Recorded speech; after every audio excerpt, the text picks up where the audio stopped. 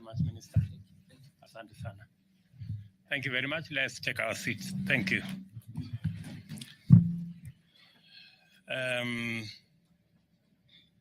Thank you very much, Minister, and all the other speakers. Maybe it is a good moment to apologize to the ladies, because all the speakers who've spoken before me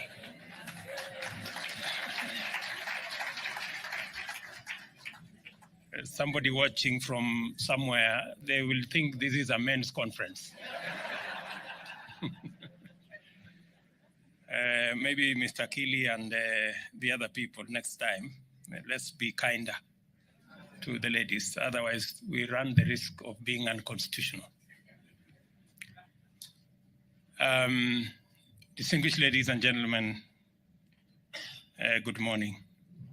It is yet another wonderful occasion to join Kenya's capital markets fraternity in celebrating an exceptional milestone. We are here today to witness the listing by introduction of the first real estate investment trust instrument to be issued by a pension scheme. This momentous listing signifies the evolution of our capital markets, which have consistently shown resilience in the face of challenging local and global financial developments, as well as responsiveness to the needs of a market that gets increasingly complex and sophisticated with each passing day. Our capital markets capacity to evolve on a sustainable, continuing basis is therefore a critical pillar of our competitiveness as an economy, and it is also a fundamental factor of our ability to finance development, thereby creating jobs and alleviating poverty. Today's introduction of the Laptrust Imara Real Estate Investment Trust is the culmination of commendable collaboration among industry stakeholders in pursuit of innovative instruments that enhance the credibility, competitiveness, liquidity, and efficiency of our capital markets. To place this event in context, it is important to appreciate the role of a well-developed financial sector in powering national economic development. The presence of deep and efficient markets is a fundamental precondition for further economic growth. Kenya's financial sector is strong, competitive, and I say vibrant as well. A debt and equity market like ours has been effective in mobilizing domestic as well as international capital, thereby complementing other forms of financing, fostering the rational embrace of elements of risk inherent in new, innovative, and pioneering enterprises, and supporting long-term investment. The government is committed to expanding opportunities for both investors and issuers in Kenya. We are motivated in this quest by a number of compelling reasons.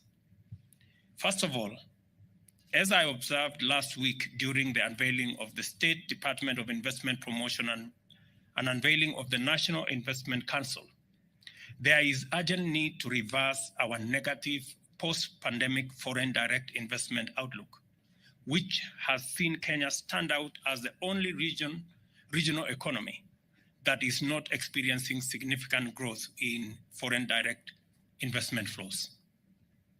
It is our firm agenda to turn the situation around and take aggressive measures to return our economy as a leading destination for international investments. Secondly, I also indicated during my visit to the Nairobi Securities Exchange for the launch of the marketplace that it is imperative for our capital markets to devise appropriate the savings component of all funds, including Hustler Fund, diaspora remittances, bank deposits, capital markets, SACCOs, insurance plans, savings held in fintech and other assets, to provide a sustainable critical mass of capital to finance the transformation of our country. For sustainability, these mechanisms must be affordable to borrowers while giving an attractive return to savers. And I am persuaded that our capital markets can offer reliable alternative funding for all categories and sizes of business, which is also responsive to their long-term strategic intentions. This is how, by saving, Kenyans at the bottom of the economic pyramid can become lenders and investors who finance national development and economic growth. Thirdly, I have been to various parts of the country spreading the transformational footprint of our affordable housing program.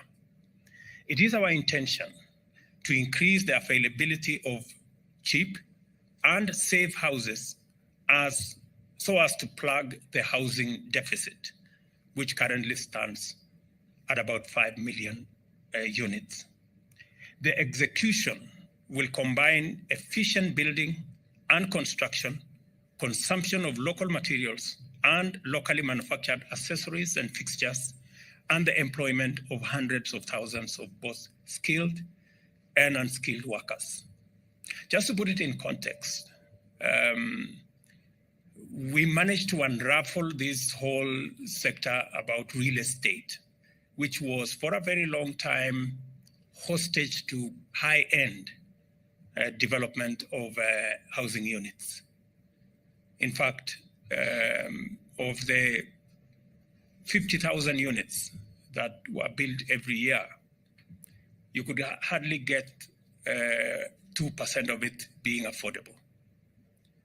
We decided to intentionally and deliberately desegregate the housing sector, and the biggest component that always impeded the development of not just affordable housing, but housing in general, was the cost of land.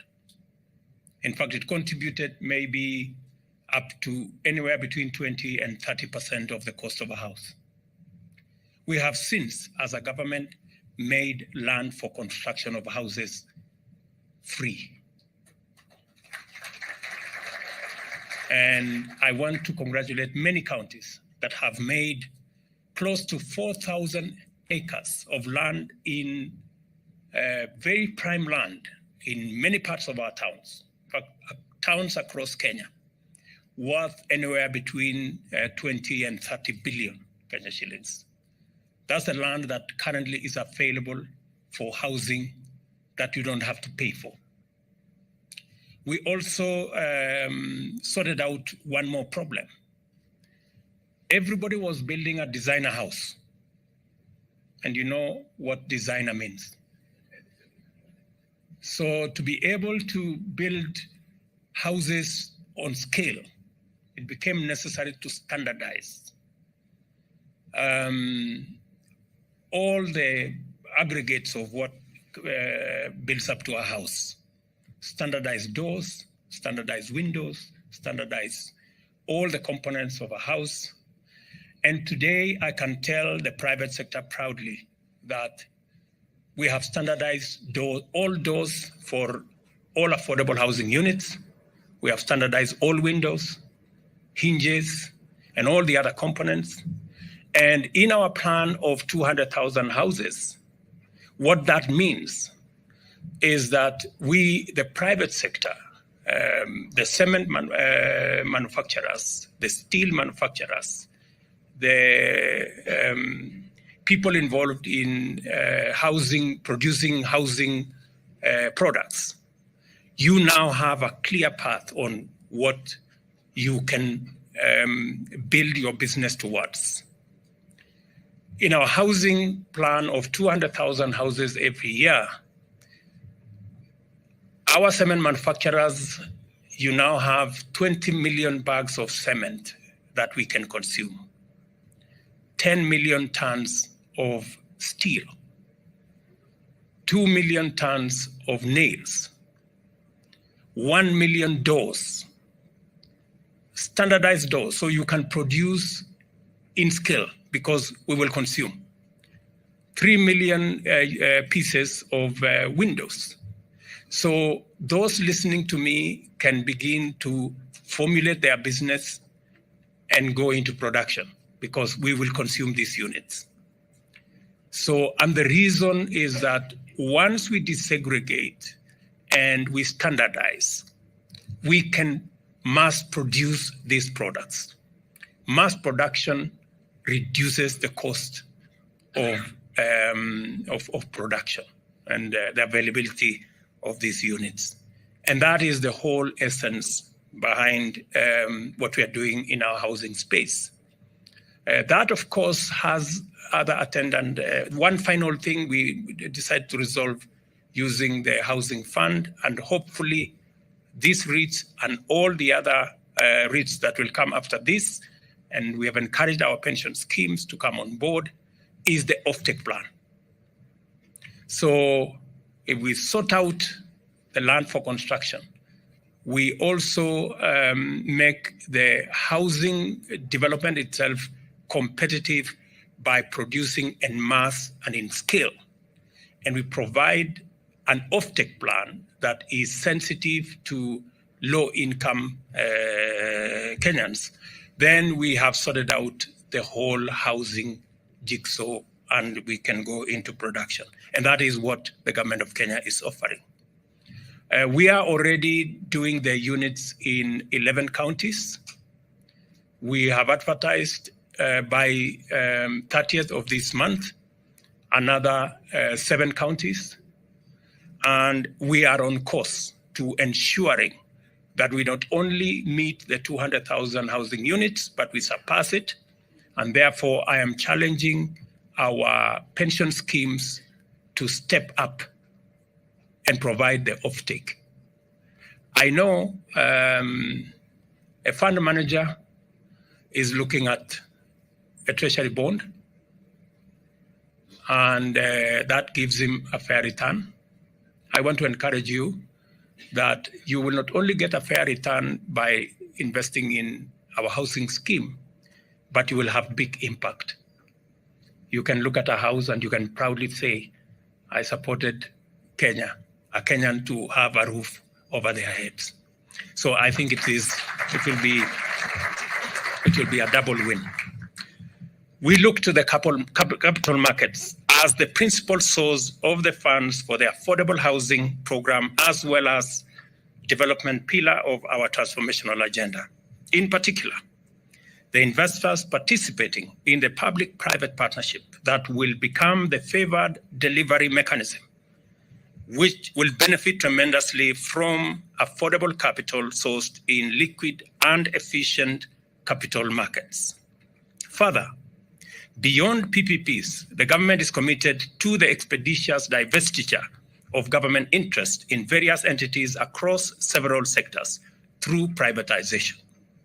We expect the capital markets to rise to the occasion and mobilize capital and give the taxpayers excellent value. Again, as I made a commitment when I came to this stock exchange, this securities exchange last year, I made a commitment that government is going to divest so that we can democratize our wealth and allow more Kenyans to own a piece of what is Kenya, and especially entities that are currently Kenyan owned. When we went to run with that exercise, we found that the law that existed was actually the biggest impediment to any privatization. It's a law that has been there for the last almost 15 years, and it has made it impossible for any divestiture to happen and for any democratization of what is owned by government to be undertaken.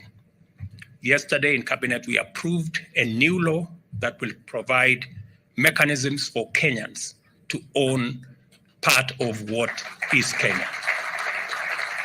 And I am looking forward to the Nairobi Stock Exchange, to the Securities Exchange here, to provide the necessary capital for Kenyans to buy into these entities. Additionally, it is of particular importance for me to emphasize our strong expectation that Kenya's capital markets can and must be revitalized by enlisting the participation of micro, small and medium enterprises, as well as the large multinational companies that have set up business operations in Kenya.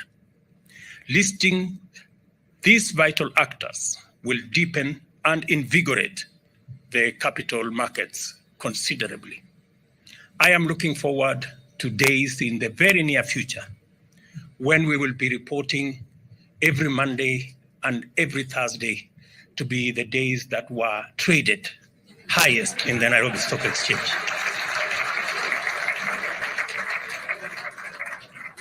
My second visit to the Securities Exchange today underscores the understanding that as a strategic actor in the economy, the capital markets fraternity is going to play a central role in supporting our economic recovery in the short term and national socio-economic transformation in the long term. With its impressive diversified product offering, I am confident that the NSE can facilitate investors to construct strong portfolios across a broad range of globally attractive investment products. Like other developed markets, our capital markets now offers quasi as well as advanced products, including real estate investment trusts, exchange-traded funds, and derivatives. Besides, I'm encouraged to note that the NSE has invested in world-class infrastructure to enable it separate trading from post-trading activities. As a result, a platform for novel products like day trading activities has emerged. Additionally, this infrastructure provided much-needed resilience, which enabled the NSE to weather the disruptions occasioned by the COVID-19 pandemic. It is clear, therefore, that the NSE is the ideal institution to power our economic resurgence and finance our national socio-economic transformation. It is also clear that the NSE has invested intentionally to position itself as the most attractive hub of highly attractive local, regional, and international market activity. It is ready. From where I stand, it is ready, capable, and aligned. Any entity wishing to list an offering will do well to make the NSE its first, maybe best, maybe only choice. This is what CPF Financial Services have done with these inaugural REITs, and the reasons are abundantly clear. I commend the CPF services for developing a product that astutely aligns the interests of their investors with our transformational agenda in a highly rewarding sector. This kind of visionary problem-solving strategic imagination is needed to usher our capital markets and economy back to its traditional pioneering place. At this point, I wish to emphasize the government's commitment to sound, consistent, stable, and predictable investor protection mechanism consisting of an impartial and transparent regulatory framework. We shall not compromise on our quest to establish and maintain a standard of leadership, governance, and management in our capital markets that inspires the confidence of international capital markets actors and investors in order to reverse our recent negative performance. It is our intention to give comfort to local and international investors through credible and effective institutions and reactivate our dormant Central Depository investor accounts. And let me say here that something that was raised by members of the Nairobi Securities Exchange about the availability of or the dollar constraints, not just in our economy, but globally. That as a government, we have made innovative intentions and undertaken innovative strategy to ensure that we ease the burden of availability of dollar in our market. We just concluded last week an arrangement, a market-driven arrangement in our fuel sector, that will see Kenya access all our fuel needs on a deferred 6-month credit. That will eliminate a demand of $500 million every month from this market. And therefore, for the people who work numbers, I am giving you free advice that those of you who are holding dollars, you surely might go into losses. You better do what you must do, because this market is going to be different in a couple of weeks. And secondly, we, through the central bank, we are having conversations to reinstate the interbank exchange market that has since not worked. And I am happy that the players in that sector, including our banks, are coming forward and they are participating, and they are working with the central bank so that we can again take charge of our market, and that it is not allowed to be distorted by brokers. I'm told the only place where brokers are accepted is at the exchange. Anywhere else, they are banned. And so I just want to assure those in Kenya who are facing challenges of access to dollars that we have taken steps to ensure that dollar availability in the next couple of weeks is going to be very different, because our fuel companies will now be paying for fuel in Kenya shillings. They do not have to look for dollars every month, because we have done what we must do as government to ensure that we ease the burden on people who want to realize their returns in dollars. And I was being told by the chairman of NSE, so Mr. Chairman, you have nothing to worry about. We have taken adequate steps to make sure that that is sorted. Let me also confirm to you that the government of Kenya, as I made a commitment, we are going to be listing public-owned entities shortly. And I like the fact that you have said you are ready to take me on. Let's see.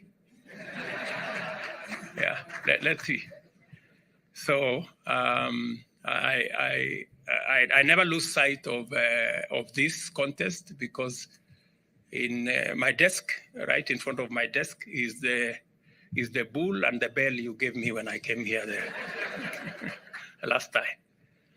I also want to give you my commitment that the business and investment environment in Kenya is secure and conducive on a sustainable basis. Through the rule of law, the government will take robust measures to honor and respect the rights of all, and measures and demonstrate. Let me take that again. I also want to give you my commitment that the business and investment environment in Kenya is secure and conducive on a continuous basis.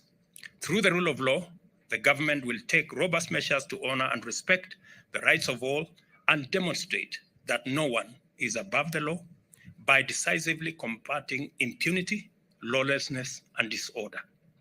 We have a duty to ensure that every worker and every hustler from Mamamboga, MSME to the global multinational corporation operating in Kenya enjoy a conducive environment to pursue their goals unhindered.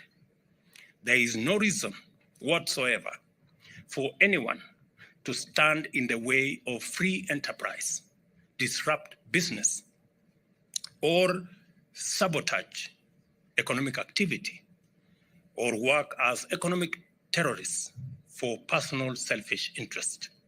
Such impunity must be dealt with firmly, and full accountability enforced to vindicate Kenya's commitment as a free market economy. Once again, I congratulate Laptrust and CPF Financial Services for this outstanding achievement, and now to declare the Laptrust Imara is officially listed. The Laptrust Imara I-REIT is officially listed by introduction on the main investment market segment of the Nairobi Securities Exchange. Congratulations. God bless you. And God bless Kenya. Asante sana.